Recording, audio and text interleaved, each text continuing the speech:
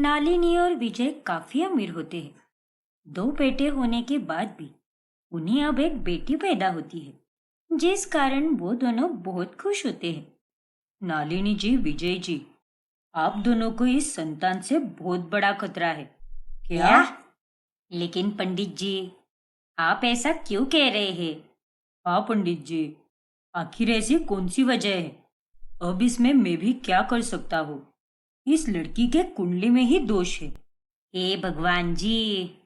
और इस दोष के अनुसार अगर ये लड़की आप लोगों के साथ रही तो इसकी जान को खतरा हो सकता है। क्या? ये आप क्या कह रहे हैं पंडित जी? मैं बिल्कुल सही कह रहा हूँ। जब तक आपकी बेटी पूरे 21 साल की नहीं हो जाती तब तक आपको इसे हमारे गुरुजी के आश्रम में भेजना होगा, और जब ये 21 साल की हो जाएगी उसके बाद ये आपके पास वापस चली आएगी। नहीं नहीं, मेरी बेटी मुझसे दूर हो जाएगी। देखिए नालिनी जी, आपकी बेटी और आपकी भलाई के लिए ये त्याग तो आपको करना ही होगा, पर हम अपनी बेटी से मिलने तो आ सकते हैं ना, और उससे बातचीत भी कर सकते हैं। नहीं विजय जी, इसके इस दोष के कारण इसके परिवार वालों की इस पर छाया भी नहीं पड़नी चाहिए, और तो और आवाज भी नहीं सुननी चाहिए। अब क्या करें, दोषी इतना भयानक है। आप आर्थिक मदद कर सकते हैं, आपको इसके बारे में जानकारी भी दी जाएगी, लेकिन आपको इससे दूरी बनाए रखनी होगी। पंडित जी की बातें सुनकर नालिनी और विजय बहुत दुखी हो जाते हैं, लेकिन उन्हें ना चाहते हुए भी अपनी बेटी को गुरुजी के आश्रम में भेजना ही पड़ता है। 21 साल बाद अब नालिनी के दोनों बेटों की शादी हो चुकी थी। छोटे बेटे अनुज की शादी स्वाति से और बड़े बेटे माधव की शादी वर्षा से। एक दिन अचानक से विजय को एक मैसेज आता है। अरे ये क्या? ये तो किसी अननोन नंबर से मैसेज आया है, और ऊपर गुरु मोहनदास जी के आश्रम का नाम लिखा है। दिखाइए तो। अरे यहाँ पे तो किसी लड़की की भी तस्वीर है, और लिखा है कि ये हमारी बेटी है, जिसका नाम गुरुजी ने सुहानी रखा है। अरे वाह! और इसमें ये भी लिखा है कि वो हमारे पास आती ही होगी, वो भी किसी भी समय। क्या? इसका मतलब हमारी चुटकी आ रही है? हाँ माधव बेटा, क्योंकि अभी 21 साल पूरे हो चुके हैं। अरे वाह पापा, इस मौके पर तो पूरा घर फूलों से सजाना चाहिए। स्वाति, वर्षा भाभी, जाइए बढ़िया से पकवान बनाइए, हमारी चुटकी जो आ रही है। हाँ अनुज जी, देवर जी, हम जरूर बनाएंगे। माँ देखो तो, कितनी सुंदर दिखती है हमारी चुटकी। हाँ बेटा, तुमने बिल्कुल सही कहा। इतने सालों तक उसके दोष के कारण हमें सुहानी का चेहरा भी देखने नहीं दिया, लेकिन अब इस चेहरे को देखकर मेरा मन तो प्रसन्न हो गया। सच में माँ, ये खबर सुनकर तो मुझे ऐसा लग रहा है मानो घर में आज दिवाली है। घर के सभी लोग बहुत खुश होते हैं, और थोड़ी ही देर में सुहानी घर पर दस्तक देती है, और उसके साथ आश्रम से एक ब्राह्मण भी आते हैं। अब आपकी बेटी के जीवन का वो दोष मिट चुका है, और अब ये आपके साथ रह सकती है। ये मेरा परिवार है। हाँ मेरी बच्ची, आजा। बिटिया आजा मेरी लाडो। सुहानी सबको मिलकर रो पड़ती है, और सभी लोग खुशी के आंसू बहाते हैं। इतने सालों बाद आने के कारण उसे खूब लाड़ प्यार किया जाता है। ये ले बिटिया, ये मटर कचौरी है, खा ले इसे। वाह माँ, ये कचौरी तो बहुत ही स्वादिष्ट है। सच में मजा ही आ गया। तो सुहानी, आश्रम से यहाँ पर आकर कैसा लग रहा है? बहुत अच्छा भाभी, मैं हमेशा अपने परिवार से मिलना चाहती थी, लेकिन कभी मिल नहीं पाई। लेकिन आज आप सबसे मिलकर मुझे बहुत खुशी हो रही है। वैसे इतने सालों तक आश्रम में रहने के बाद मेरा वहां पर भी एक बहुत अच्छा परिवार बना है, इसीलिए गुरुजी और बाकी लोगों से मिलने के लिए मैं वहां पर जाया करूंगी। बहुत खूब सुहानी। और बेटी, तेरे आने से घर में रौनक आ गई है। सभी खूब बातचीत करते हैं। फिर बाद में कमरे को चुनते समय सुहानी को स्वाति और अनुज का कमरा बहुत पसंद आता है। अरे वाह, ये तो बहुत ही सुंदर कमरा है और कितना बड़ा भी है। मैं इसी कमरे में रहूंगी। यहाँ पर एसी, मिनी फ्रिज, बड़ी बड़ी अलमारियां और आईने, सब कुछ है यहाँ पर। पर सुहानी, तुम यहाँ पर नहीं रह सकती क्योंकि ये मेरा और तुम्हारे भाई का कमरा है। नहीं स्वाति भाभी, मैं रहूंगी तो इसी कमरे में रहूंगी।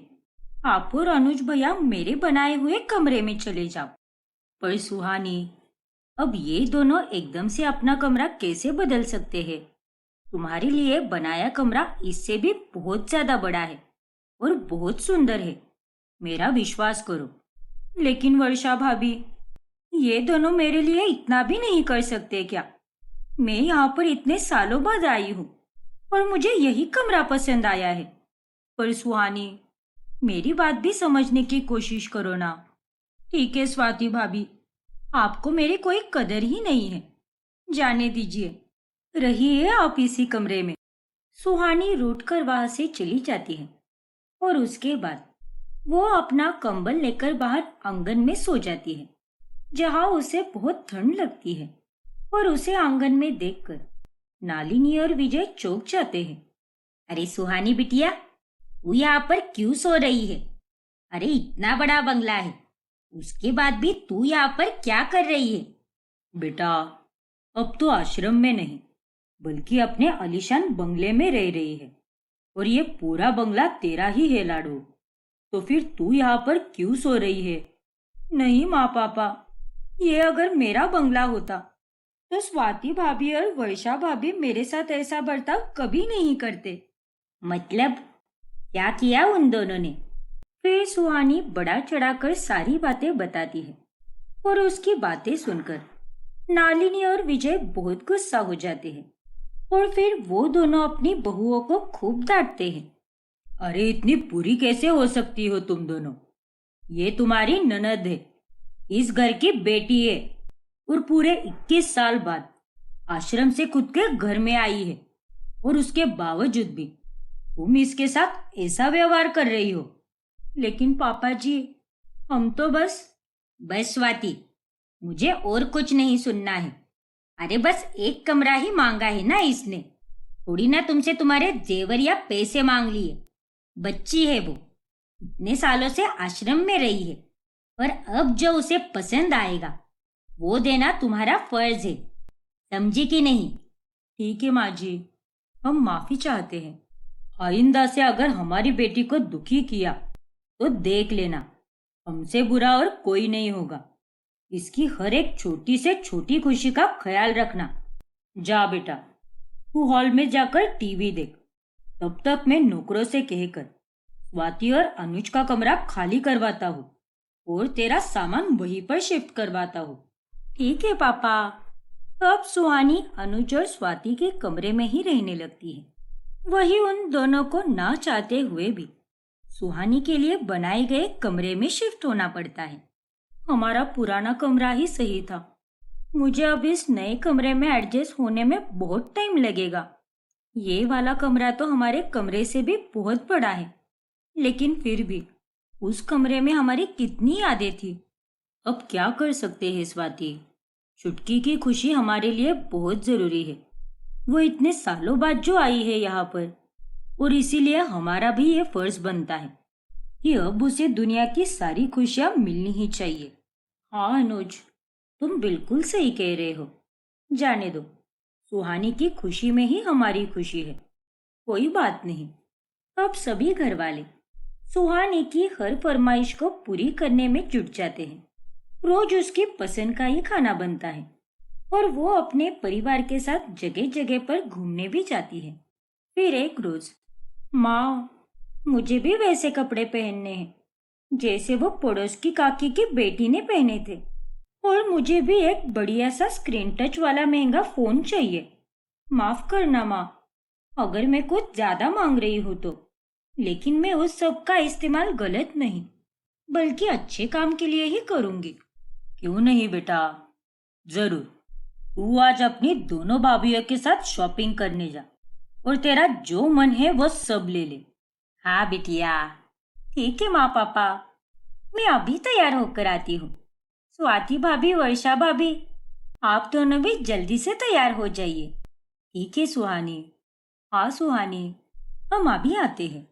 फिर कुछ ही देर में वो तीनों शॉपिंग करने निकल जाते हैं और सुहानी पूरे एक ही दिन में 70,000 का बिल बना देती है। वो बहुत महंगे कपड़े और महंगा फोन लेती है और उसका बिल देखकर स्वाति और वर्षा बहुत हैरान रह जाती है।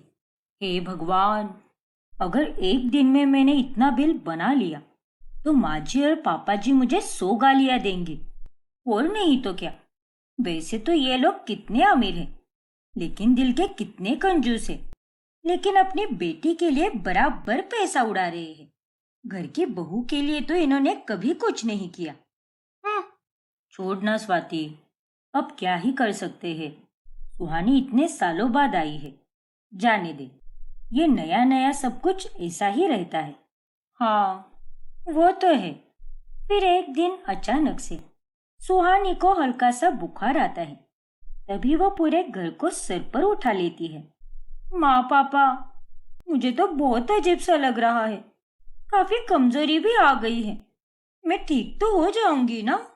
हाँ बेटा, तू बिल्कुल ठीक हो जाएगी। डॉक्टर ने भी कहा है कि यह हल्का सा बुखार है और मौसम के बदलाव के कारण ये सब तो होता ही रहता है। ठीक है पापा, देखो ना, सर्दी भी कितनी हो गई है मुझे। एक काम करो स्वाति भाभी, आप ना मेरे लिए छोले भटूरे बना दो। और हाँ, टमाटर का गर्मा गर्म सूप भी बना देना। लेकिन सुहानी, तुम बीमार हो और ऐसे में छोले भटूरे? हाँ बेटा, तुझे इस हालत में ये सब नहीं खाना चाहिए। नहीं माँ, मुझे छोले भटूरे ही खाने हैं। बीमारी में जो भी मन करता है वो खाना चाहिए। पर बिटिया, छोले भटूरे में कितना मसाला होता है और भटूरे तो काफी ऑयली भी होते हैं। मुझे कुछ नहीं पता पापा। अगर मुझे छोले भटूरे नहीं मिले तो मैं दवाइयाँ भी नहीं खाऊंगी। अच्छा बाबा, ठीक है, शांत हो जाओ तुम। और स्वाति बहू, चुटकी के लिए छोले भटूरे बनाओ। इतना ही नहीं, वर्षा भाभी, आप मेरे लिए खीर बनाइए। जब मैं यहाँ पर आई थी तब आपने बहुत अच्छी खीर बनाई थी। खीर के साथ साथ गुलाब जामुन भी बनाना, वो भी काजू मिलाकर। ठीक है सुहानी, अभी बना देती हूँ। सुहानी बिटिया, अब तू आराम कर।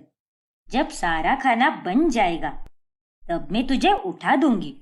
नहीं माँ, अभी मैं पिक्चर देखूंगी। मुझे सलमान खान की फिल्में बहुत पसंद है। और पापा, आप अनुज भैया और माधव भैया से कहिए ना कि वो मुझे विदेश घुमा लाए, वो भी स्विट्जरलैंड। हम अगले महीने ही जाएंगे। आप उन्हें बताओगे ना पापा? लेकिन बिटिया, तू अभी ठीक तो हो जा, फिर उसके बाद देखते हैं। हाँ मैं ठीक हो जाऊंगी माँ, बस आप दोनों भैया से कह दीजिए कि वो मुझे लेकर जाए। ठीक है बिटिया, मैं उन्हें कह दूंगी। तू फिक्र मत कर और अब पहले आराम कर और जल्दी से ठीक हो जा।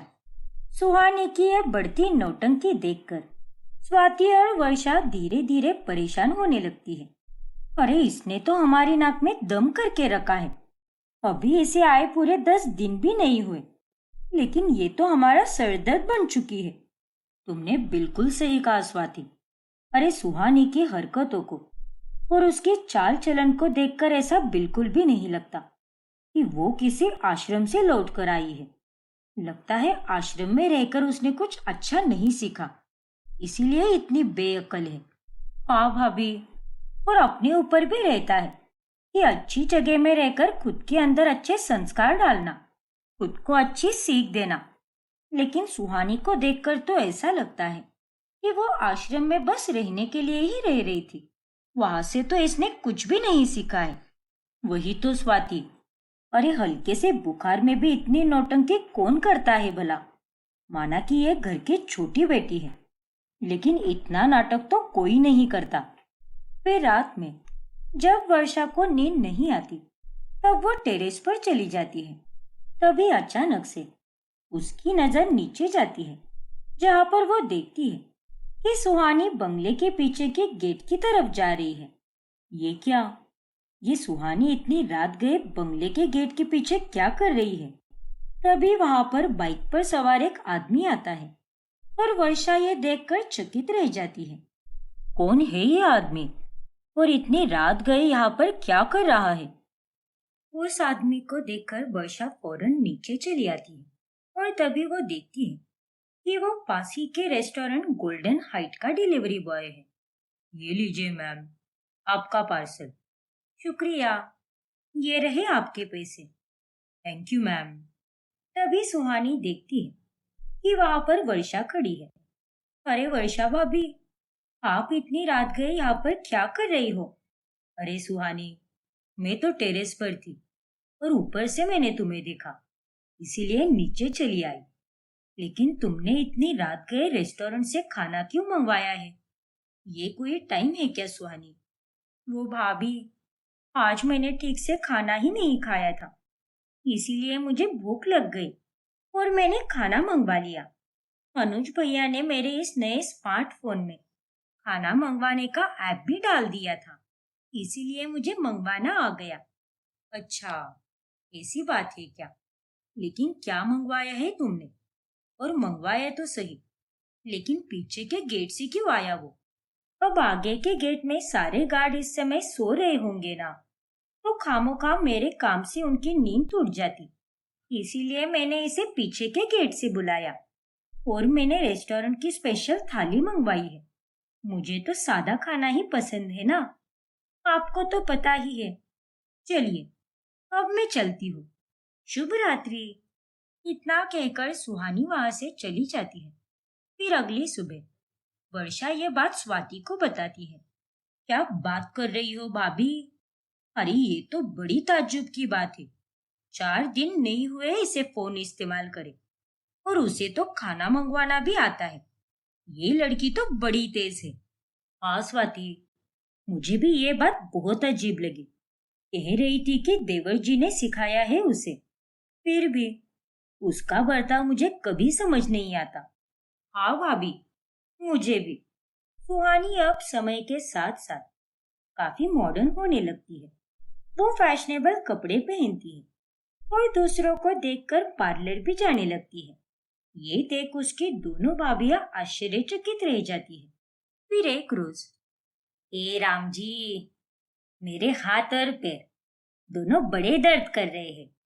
अरे स्वाति, जरा मालिश कर देना मेरी। लेकिन माँ जी, मेरे हाथों में तो छाले आ गए हैं।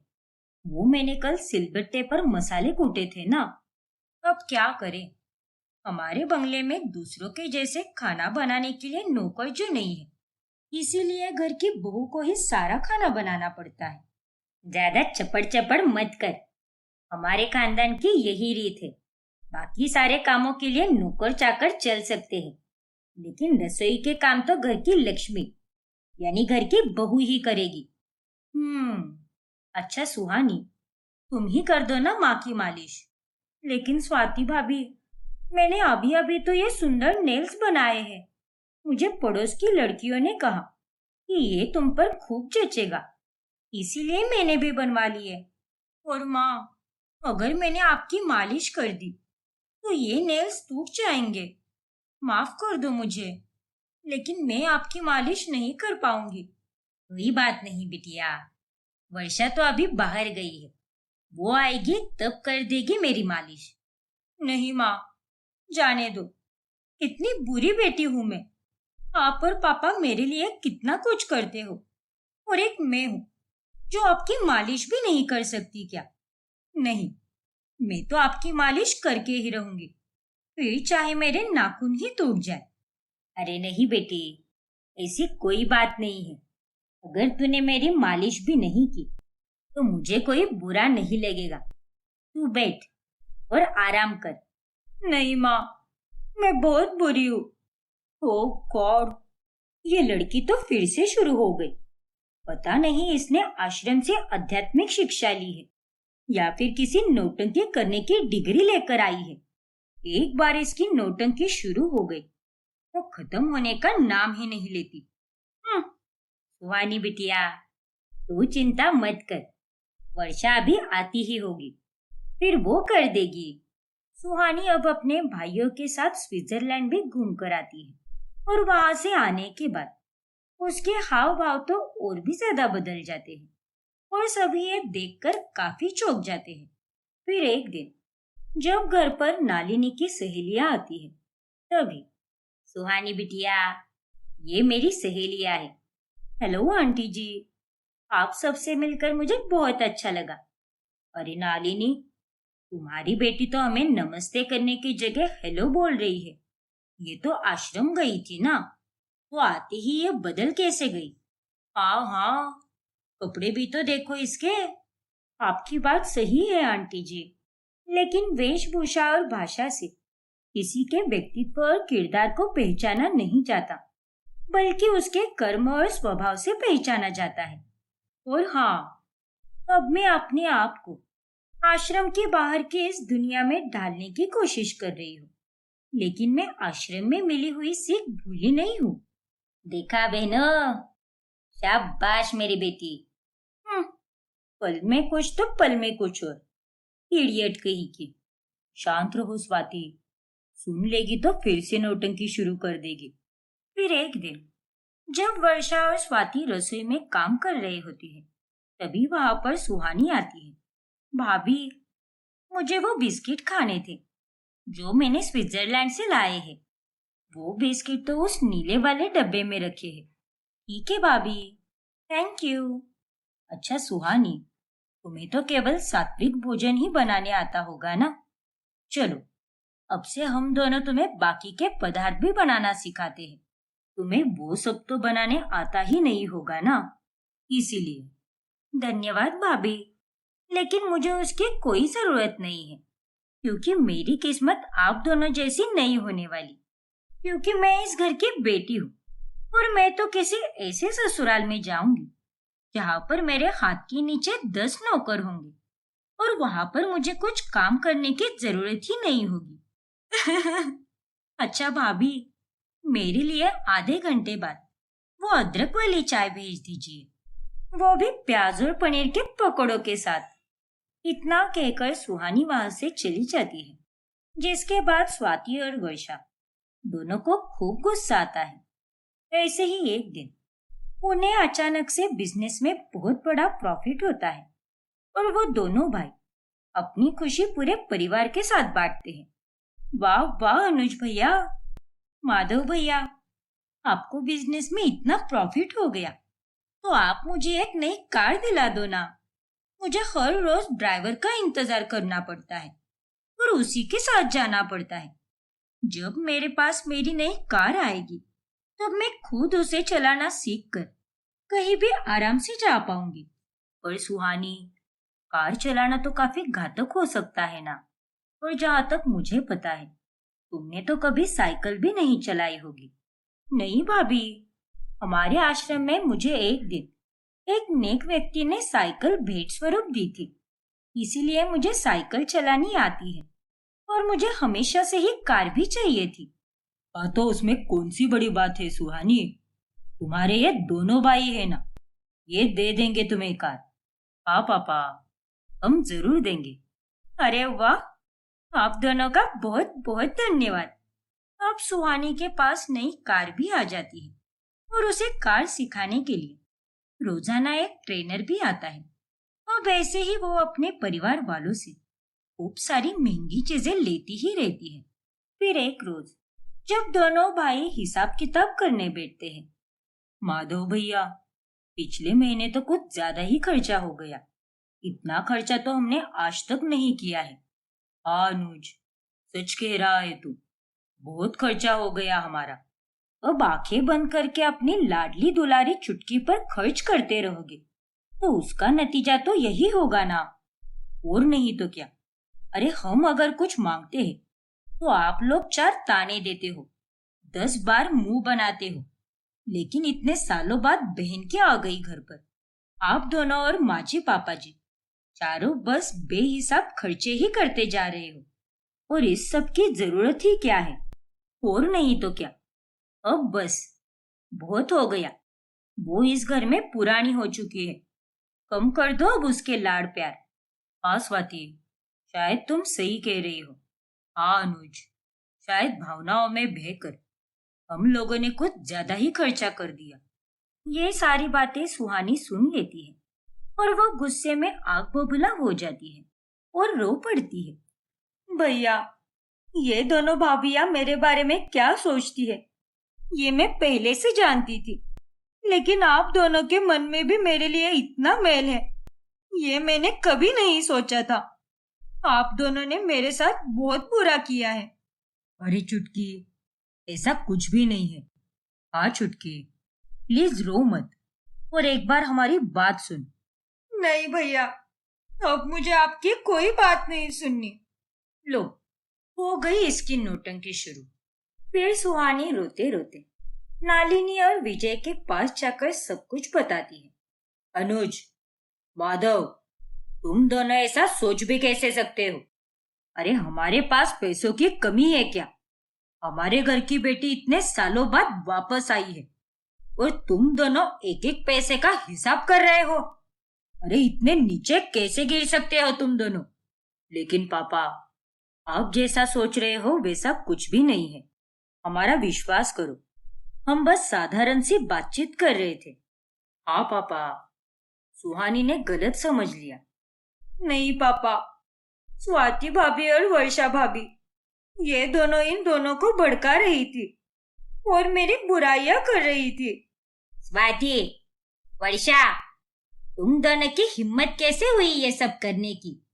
माँ जी, माफ कीजिए, लेकिन ये बात सच है कि सुहानी के आने के बाद खर्चे कुछ ज्यादा ही बढ़ रहे हैं और अगर ऐसे ही चलता रहा तो कैसे चलेगा माँ जी?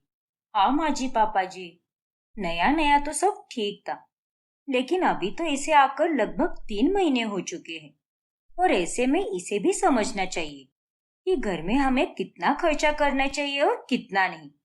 अरे हम दोनों तो इस घर की बहुएं हैं और आपने तो हमें अच्छी तरह से समझाया है कि हमें घर पर कितना खर्चा करना चाहिए, लेकिन ये तो इस घर की बेटी है और आप लोगों का भी इसके प्रति कुछ फर्ज बनता है।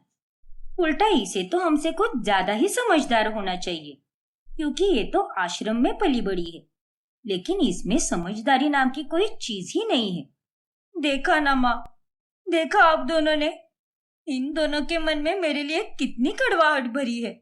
वैशा स्वाति, बिजनेस को चलाने वाले मालिक विजय जी हैं और अगर उन्हें अपनी बेटी पर खर्चा करने के लिए कोई ऐतराज नहीं है तो तुम दोनों के पेट में क्यों दर्द हो रहा है? छी, तुम चारों मेरी बेटी के साथ इस तरह से पेश आओगे, ये मैंने कभी सोचा नहीं था। तुम दोनों ने इसके साथ बहुत गलत किया है। सुहानी, बेटा मैं तुमसे माफी मांगता हूँ, हमें माफ कर दे। आइंदा से कोई तुझे कुछ नहीं बोलेगा। हाँ सुहानी बिटिया, और तू बुरा मत मान। चल, अब रोना बंद कर दे। नहीं माँ पापा, ये मेरी जगह नहीं है। शायद मेरी जगह तो उस आश्रम में ही है। अब मैं यहाँ पर और नहीं रुकने वाली। मेरे यहाँ रहने से दूसरों को बहुत तकलीफ हो रही है। अब बहुत हुआ माँ, अब मैं यहाँ से जा रही हूँ। क्या? अरे सुहानी बिटिया, ऐसा कुछ नहीं है, हमारी बात तो सुनो। सुहानी, चुटकी, चुटकी रुक जाओ, हमारी बात तो सुन लो प्लीज चुटकी। फिर सुहानी रोते हुए अपने कमरे में चली जाती है और अपना सामान बांधने लगती है। देखा ना, ये सब तुम दोनों के कारण ही हुआ है। अब जाओ, जाकर उससे माफी मांगो, वरना मैं तुम दोनों को इस घर से बाहर निकाल दूंगी। क्या? भला हम क्यों माफी मांगे उससे? हाँ माँ जी, हमारी तो कोई गलती भी नहीं है। अरे आप लोगों को सुहानी की हरकतें और उसकी नौटंकी समझ में नहीं आती क्या? माफ कीजिए, लेकिन अगर आप दोनों बहुओं को घर से बाहर निकालना चाहती हो तो निकालिए, लेकिन हम दोनों अपना आत्मसम्मान खोकर आपकी उस नौटंकी करने वाली बेटी से हरगिज माफी नहीं मांगेंगे। क्या? अरे इतनी ढीठ कैसे हो सकती हो तुम दोनों? सुहानी, सुहानी रुक जा बेटा, मत जा लाडो, अपनी माँ की बात सुन बेटा। जाने दीजिए मुझे, मत रोकिए। अगर मैं इस घर की बेटी होती तो मेरे साथ कोई इस तरह से बर्ताव कभी नहीं करता। मेरे दिल पर बहुत ठेस पहुंची है माँ पापा, अब मुझे मत रोकिए। मेरा यहाँ से जाना ही ठीक रहेगा। नहीं बच्ची, रुक जा।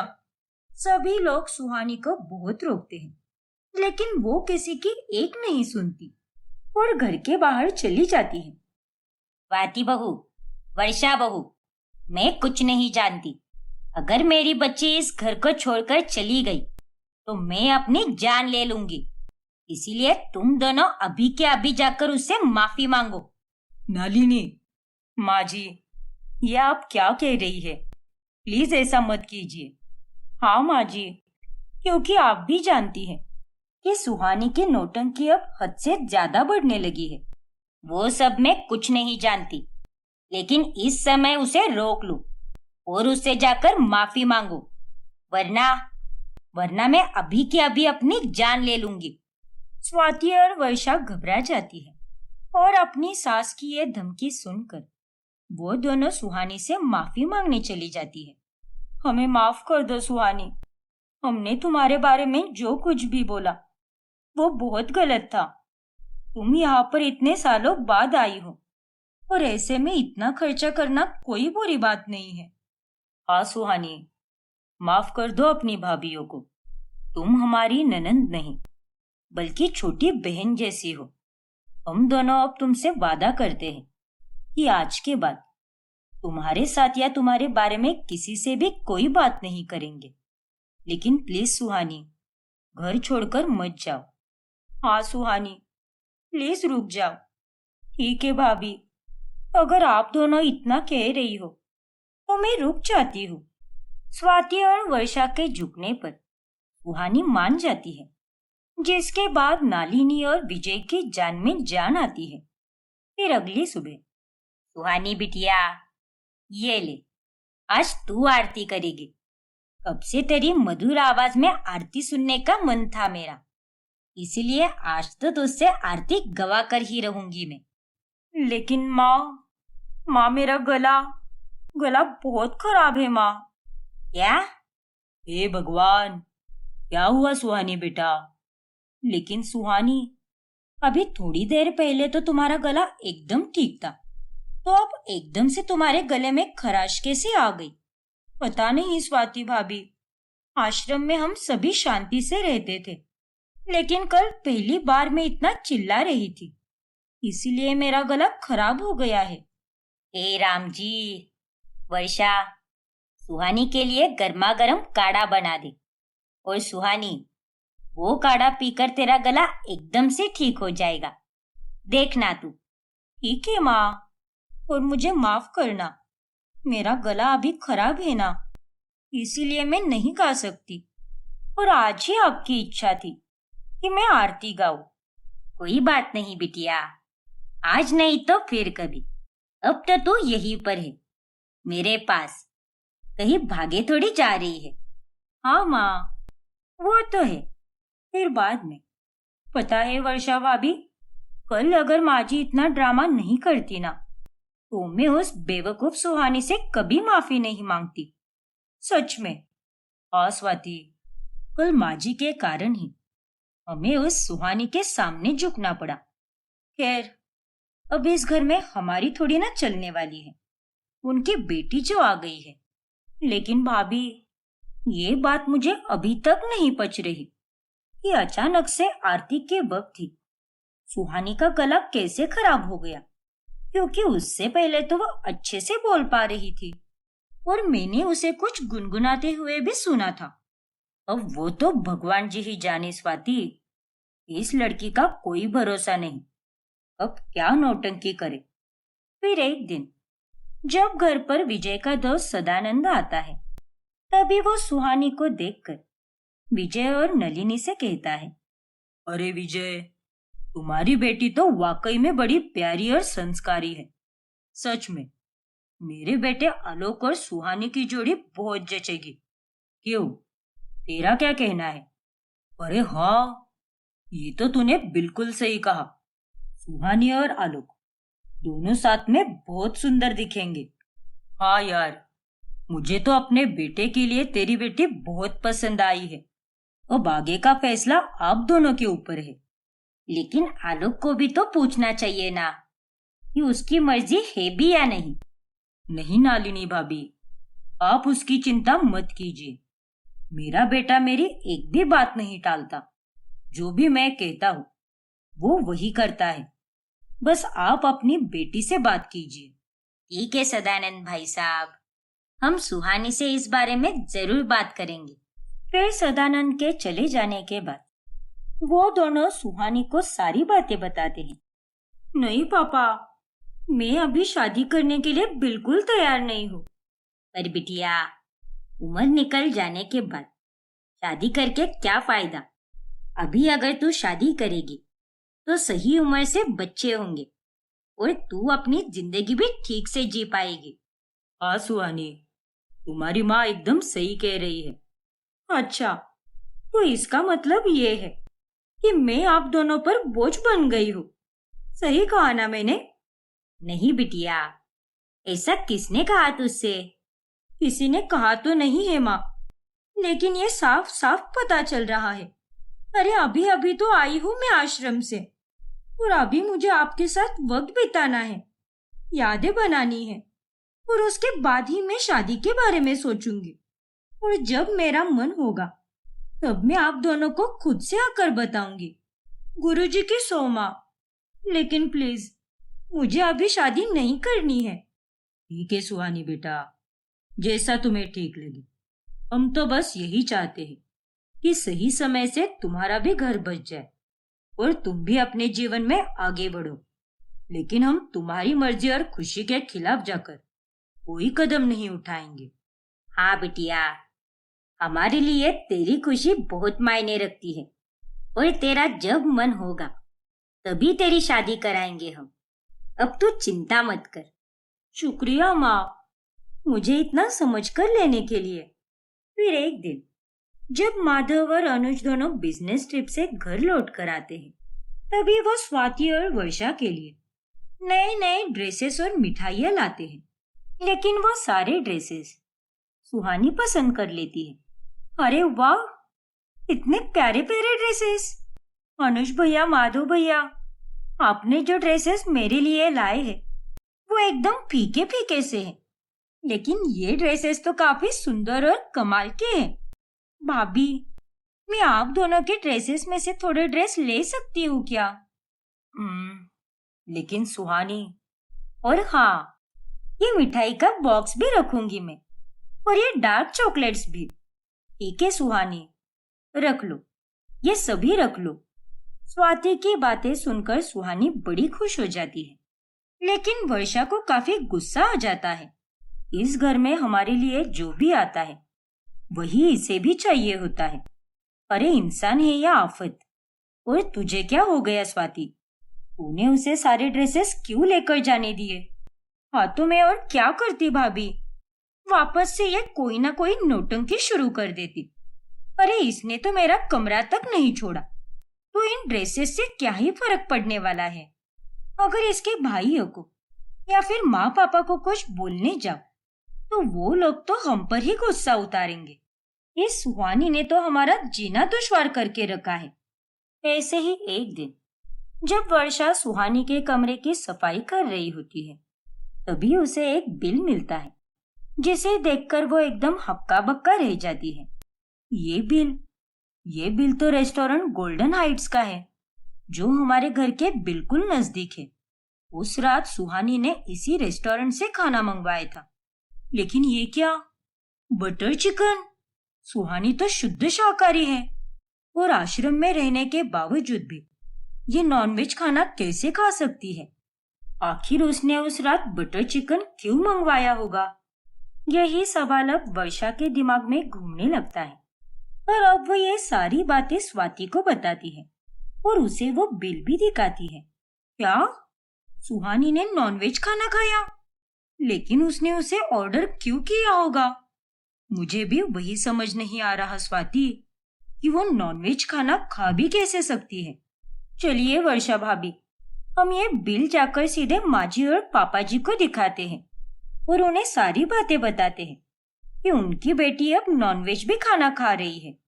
नहीं स्वाति, ऐसा भूल कर भी मत करना, क्योंकि अगर हम अभी उनके पास चले गए तो वो दोनों कुछ समझने की बजाय उल्टा हम दोनों पर ही भड़क जाएंगे। तो फिर हम क्या कर सकते हैं भाभी? देख स्वाति, मुझे तो इस सुहानी में बहुत गड़बड़ लग रही है और हमें इस बात की तह तक जाकर सबूत जुटाने होंगे और उसके बाद ही हम दोनों माँ जी और पापा जी के पास जाएंगे। हाँ भाभी, आपने बिल्कुल सही कहा। फिर स्वाति और वर्षा दोनों सुहानी पर 24 घंटे कड़ी नजर रखते हैं और ऐसे ही एक दोपहर वो दोनों सुहानी के कमरे के बाहर खड़े रहकर उसे किसी के साथ फोन पर बात करते हुए सुन लेते हैं। क्या? अरे मुझे कोई फर्क नहीं पड़ता, तुमसे मैंने जितना कहा है उतना ही करो, वरना मैं तुम्हें नहीं छोड़ूंगी, समझे कि नहीं? वो तेरी वर्षा भाभी, ये मोहतरमा किसे धमकी दे रही है? इतने कम समय में इसने दुश्मन भी बना लिए। बाबा रे बाबा, ये लड़की तो बहुत फास्ट निकली। सुहानी के मुंह से ये बातें सुनकर वर्षा और स्वाति को उस पर और शक होने लगता है। ऐसे ही एक रात वो दोनों देखते हैं कि सुहानी टॉर्च लेकर घर के पीछे के गेट से बाहर निकल रही है। अरे भाभी, ये चुड़ैल इतनी रात को कहाँ जा रही है? जहां भी जा रही हो स्वाति, लेकिन कुछ ना कुछ तो है जो ये सुहानी हमसे छुपा रही है। चल, आज तो हमें इसका पीछा करना ही होगा और सच का पता लगाना ही होगा। हाँ भाभी, चलो। फिर स्वाति और वर्षा सुहानी के पीछे पीछे चली जाती है, जिसके बाद वो देखते हैं कि सुहानी एक सुनसान जगह पर एक आदमी से मिल रही है और वो आदमी और कोई नहीं बल्कि वो ब्राह्मण ही होता है जिसने सुहानी को घर पर लाकर छोड़ा था। अरे, ये तो वही ब्राह्मण है, लेकिन ये अब मामूली कपड़ों में। ये तो दिखने में कोई गुंडा मवाली लग रहा है। ये सब आखिर क्या चल रहा है? मैडम, आप बिल्कुल चिंता मत कीजिए, असली सुहानी हमारी कैद में ही है। बहुत खूब, क्योंकि बहुत मुश्किल से हमने ये सब किया है। मुझे अमीर बनना था, इसीलिए मैंने उस असली सुहानी को अगवा करके उसकी जगह ले ली।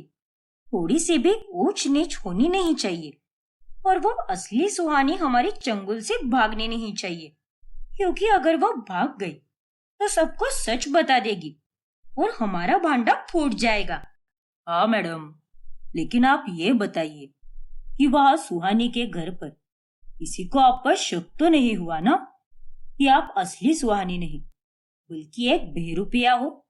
नहीं गुलशन, सबकी आंखों पर तो सुहानी के प्यार की पट्टी बंधी हुई है। हाँ, वो दो नालायक भाभियां हैं, लेकिन उन्हें भी अब मैंने अपनी रोने धोने वाली चाल से काबू में रखा है। किसी को ये बात कभी पता नहीं चलेगी कि मैं एक बहरूपिया हूँ। अभी तो बस ये शुरुआत है, बस तुम देखते जाओ कि मैं कैसे अमीर बनती हूँ। नकली सुहानी के मुंह से सारा सच सुनने के बाद वर्षा और स्वाति के पैरों तले जमीन ही खिसक जाती है। इसका मतलब ये नकली सुहानी है और हमारी असली सुहानी इसके कब्जे में है। हाँ स्वाति, इसीलिए उसने नॉनवेज खाना मंगवाया था और इसे कोई तमीज भी नहीं है, कोई संस्कार नहीं है। और उसने उस दिन भी नाटक इसीलिए किया कि इसका गला खराब हो गया है, क्योंकि इसे तो कोई आरती आती ही नहीं होगी। हाँ भाभी, लेकिन अब हम क्या करेंगे? हमारी असली सुहानी तो इनके कैद में है, बेचारी। मैडम, आप मुझे पैसे देने वाली थी ना, इसीलिए तो यहाँ पर बुलाया है आपको। हाँ हाँ, दे रही हूँ, ये लो। मैं तुम्हें हर 15 दिन में पैसे देती रहूंगी, लेकिन तुम और तुम्हारे आदमी उस सुहानी को कहीं जाने मत देना, और अगर वो मर जाती है तो मरने दो, लेकिन बस उसे भागने मत देना। ठीक है मैडम, जैसा आप कहो। फिर सुहानी चली जाती है और वो आदमी यानी गुलशन भी आगे चला जाता है। भाभी, जल्दी से उस गुलशन का पीछा करो। वो जरूर असली सुहानी के पास ही जा रहा होगा। ठीक है स्वाति। फिर स्वाति और वर्षा दोनों गुलशन का पीछा करने की बहुत कोशिश करते हैं, लेकिन वो बहुत आगे निकल जाता है और अंधेरे की वजह से वो दोनों उसे देख ही नहीं पाते। अरे यार, चला गया वो।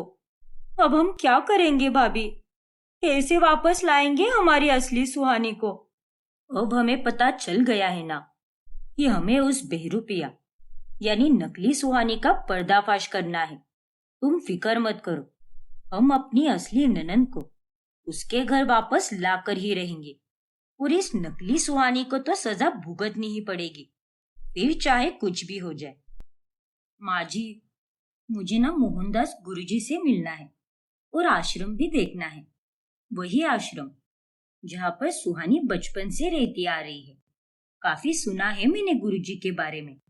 हाँ माँ जी, चलिए ना चलते हैं और गुरुजी का आशीर्वाद लेकर आते हैं। आप, मैं, सुहानी और स्वाति, हम चारों होकर आते हैं। अरे वाह, क्यों नहीं, बहुत बढ़िया विचार है बहुओं। वैसे भी सुहानी भी जब से यहाँ पर आई है तब से ये ना तो गुरुजी से मिली है और ना ही उनसे बातचीत की है, और इसी बहाने ये भी अपने बचपन से बनाए हुए परिवार से फिर एक बार मिल पाएगी। क्यों सुहानी बिटिया? उनकी बातें सुनकर सुहानी घबरा जाती है। ओह नो, अगर मैं इनके साथ आश्रम चली गई या इन लोगों में से किसी ने भी आश्रम में फोन घुमा दिया तो मेरे लिए तो आफत खड़ी हो जाएगी, क्योंकि वो लोग तो मुझे पहचानेंगे ही नहीं और साफ साफ बता देंगे कि मैं एक बेहरूपिया हूँ। सुहानी बिटिया, मैं तुझसे कुछ बात कर रही हूँ, क्या सोच रही है तू? हाँ सुहानी, क्या हुआ? ये रूम तो पूरा एसी से ठंडा हो चुका है, फिर भी तुम्हारे इतने पसीने क्यों छूट रहे हैं? नहीं नहीं, ऐसी कोई बात नहीं है।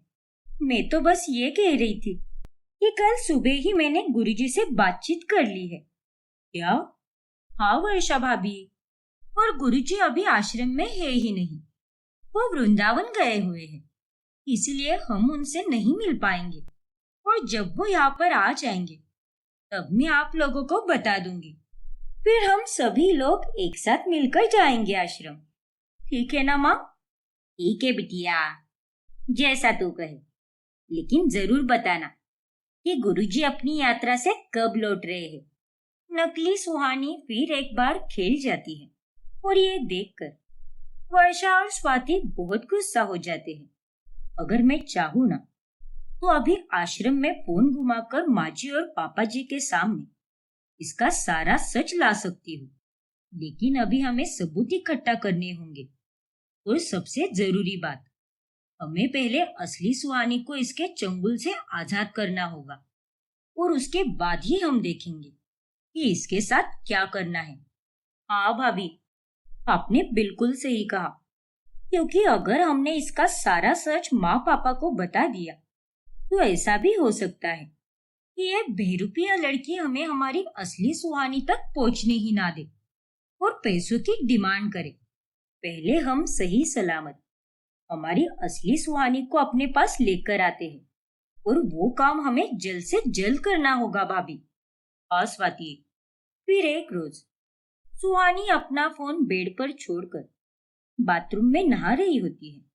तभी वहां से स्वाति और वर्षा उसका फोन चुरा लेती है और फौरन घर के बाहर चली आती है। स्वाति, जल्दी से गुलशन को मैसेज करो। लेकिन भाभी, क्या मैसेज करना है उसे? मेरा मतलब एक बार आप ठीक से बताओ। लिखो कि अभी के अभी पुराने मिल वाले रोड पर असली सुहानी को लेकर पहुंच जाओ। यहाँ पर प्रॉब्लम हो चुकी है, जल्दी से पहुंचो। लिख दिया भाभी। शाबाश स्वाति। चलो, अब हम जल्दी से वहां पर पहुंचते हैं और पुलिस को भी बताते हैं कि उन्हें पुराने मिल वाले रोड पर पहुंचना है। आज तो उस नकली बेरुपया का पर्दाफाश होकर ही रहेगा।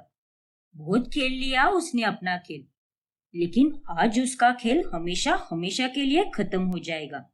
हाँ भाभी, और हमें हमारी असली सुहानी भी वापस मिल जाएगी। वहां अपना फोन खो जाने के कारण सुहानी बहुत डर जाती है। अरे सुहानी बिटिया, यही कहीं होगा तेरा फोन, लेकिन तुझे अच्छी तरह से याद तो है ना कि तूने अपना फोन बेड पर ही छोड़ा था? हाँ माँ, मुझे अच्छी तरह से याद है, यहीं पर रखा था मैंने फोन। टेंशन मत लो बेटा, हम ढूंढ रहे हैं ना, पर अगर फोन नहीं मिला तो हम तुम्हें नया फोन खरीद देंगे। उसमें क्या होता है? नहीं पापा, वही फोन चाहिए मुझे। अरे यार, ये मेरा फोन कहाँ पर चला गया? अगर वो किसी के हाथ लग गया तो बहुत मुसीबत हो जाएगी। पता नहीं मैंने अपना फोन लॉक भी किया था या नहीं। दुनिया की सबसे बड़ी बेवकूफ लड़की हूं मैं। फिर गुलशन असली सुहानी को लेकर पुरानी मिल वाले रोड पर पहुंचता है, जहां पर पुलिस ऑफिसर स्वाति और वर्षा भी आते हैं और पुलिस गुलशन को पकड़ लेती है। आप दोनों का बहुत बहुत आभार। अगर आज आप दोनों नहीं आती तो मुझे सदा के लिए इस गुलशन और उस बेला की कैद में ही रहना पड़ता। अच्छा, तो उसका नाम बेला है। सुहानी, हम दोनों तुम्हारी सगी भाभियां हैं। क्या? सच में? हाँ सुहानी। फिर स्वाति और वर्षा सुहानी को सारा सच बताती है कि कैसे उन्होंने सारी साजिश रची और गुलशन को फंसाकर यहाँ तक बुलाया। शुक्रिया भाभी, आज आप ही की वजह से मैं बच गई। सुहानी, अब जब तुम हमें मिल गई हो तो अब हम तुम्हें हमसे और अपने बाकी परिवार से कभी अलग नहीं होने देंगे और तुम्हारी अच्छे से देखरेख करेंगे। हाँ सुहानी, तुम्हारी भाभियां तुम्हें कुछ नहीं होने देंगी।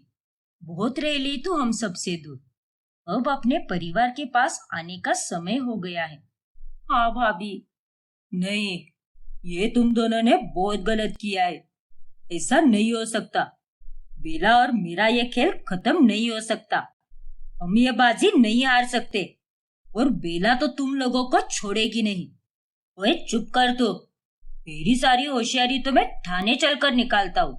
डंडे से मार मार कर तेरा भरताना बना दिया तो मेरा नाम भी इंस्पेक्टर मन्नू पांडे नहीं। फिर वर्षा और स्वाति सुहानी को लेकर घर चली आती है। तभी वहां पर घर वाले और बेरुपिया बेला असली सुहानी को देखकर चौंक जाते हैं। ये क्या? ये सुहानी यहाँ पर क्या कर रही है? स्वाति बहू, वर्षा बहू, ये लड़की कौन है? हाँ वर्षा, इस इलाके में तो हमने इसे पहले कभी नहीं देखा। कौन है ये? आपकी बेटी, आपकी अपनी सुहानी। क्या? हाँ माँ जी, पापा जी, यही असली सुहानी है और जो इतने दिनों से हमारे साथ रह रही है। ये एक बेरुपिया है जो सुहानी बनकर यहाँ पर रह रही है। क्या? ये तुम क्या कह रही हो स्वाति? अरे ये सब क्या चल रहा है? मुझे तो कुछ भी समझ नहीं आ रहा। ओ बेला मैडम, चल अब बहुत हो गया तेरा। अपनी उल्टी गिनती शुरू कर दे और अपने आप को कानून के हवाले सौंप दे। हाँ बेला, तेरे चेहरे का नकाब अब उतर चुका है क्योंकि हमें सब पता चल गया है। और तो और तेरा वो घनचक्कर साथी गुलशन, वो भी अब पुलिस की कैद में है और अब बारी तेरी है। उन दोनों की बातें सुनकर बेला बहुत गुस्सा होती है। ये तुम दोनों ने बहुत गलत किया है। आखिर क्यों किया तुमने ऐसा? जब से इस घर में आई हूँ तब से मेरे पीछे पड़ी हुई हो। अरे इतनी मेहनत से मैंने ये सारा नाटक रचाया था और आप दोनों के कारण मेरी सारी मेहनत पानी में चली गई। मेरा अमीर बनने का सपना अधूरा रह गया। क्या? हाँ, मैं असली सुहानी नहीं हूँ। मेरा नाम बेला है और ये लड़की जिसे ये दोनों लाई है, ये है आपकी असली सुहानी, आपकी बेटी, जिसे आपने बचपन में ही आश्रम भेजा था। निर्लज्ज कही कि अरे तुझे शर्म नहीं आई क्या किसी के बच्ची के साथ ये सब करते हुए? अरे तुझे तो बद से बदतर सजा मिलनी चाहिए। लेकिन उससे पहले तुझे सब कुछ कबूल करना होगा। ये बात आज से लेकर 3 से 4 महीने पहले की है, जब मैं आश्रम के पास से गुजर रही थी और तभी मैंने आश्रम के गार्डन में पौधों को पानी डाल रही सुहानी को देखा। अरे जया, अब कुछ ही दिनों में मैं 21 साल की होने वाली हूँ। फिर मैं अपने परिवार के पास फिर से चली जाऊंगी। क्या? हाँ जया, मुझे ब्राह्मण जी ने बताया था कि इतने सालों से जो मुझे पैसे भेजते हैं और जो मेरे बारे में पूछते रहते हैं, वो मेरे परिवार वाले बहुत उत्सुक हैं मुझसे मिलने के लिए। लेकिन तू इतने सालों बाद उन्हें कैसे पहचानेगी? हाँ यार, ये बात तो है, क्योंकि दोष के अनुसार ना तो मैं कभी उनसे मिल पाई हूँ और ना ही मैंने कभी उनकी आवाज सुनी है।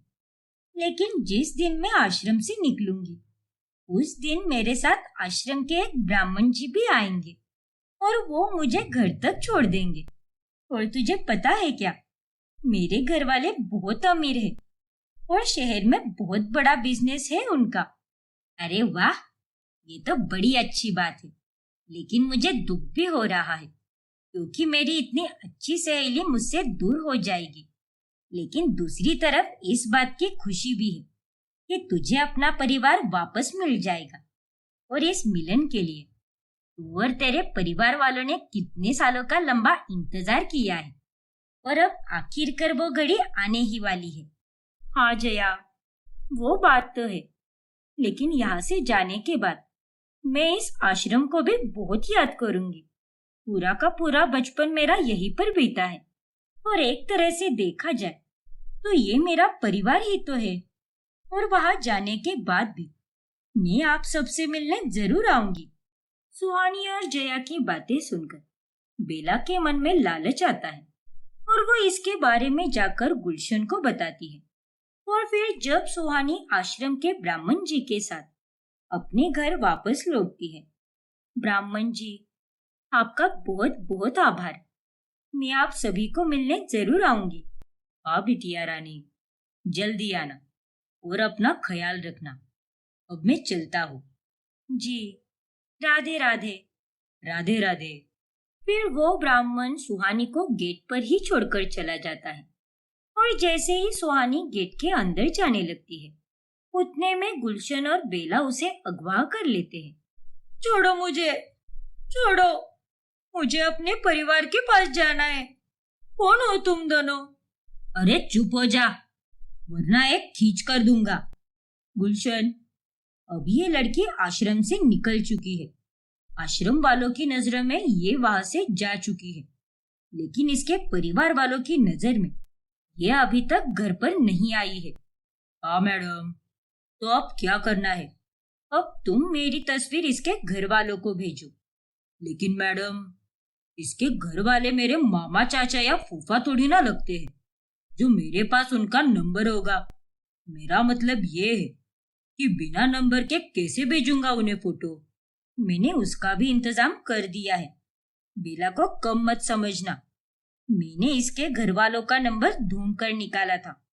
आश्रम के अंदर चोरी छुपे घुसकर वहां पर रखी रजिस्टर में से निकाला है मैंने नंबर। अरे वाह मैडम जी, मानना पड़ेगा, अब तो बड़ी शातिर हो। फालतू की बकवास बंद करो और जो कहा है वो करो। फिर गुलशन बेला की तस्वीर सुहानी के घर वालों को भेजता है और उन सबको ये लगता है कि वो तस्वीर उनकी बेटी की है।